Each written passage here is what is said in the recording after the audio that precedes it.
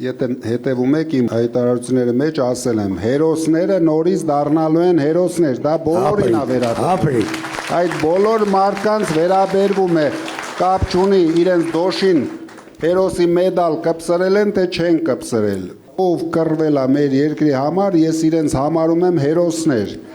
Նորից իրենք ունենալու են հերոսների կարգավիճակ, իրենց ծնողները ունենալու են հերոսացին մայրերի կարգավիճակ։ Դուք մի կասկածեք, հետո ես շատ բարի մարդ եմ, ես ինչի համար մի քիչ չեմ ուզում հանդիպեմ այդ մարդկանց հետ, որովհետև դա իմ համար էմոցիոնալ ծանր է։ Դժվար չի հավաքեմ, խոսանք, բայց ես պետք է առաջի քայլ անեմ, օգնեմ իրենց, ամեն ինչ անեմ, նոր հանգիստ կհավաքեմ, երբ որ բոլորը արդեն գոհ կլինեն, նոր կհավաքեմ։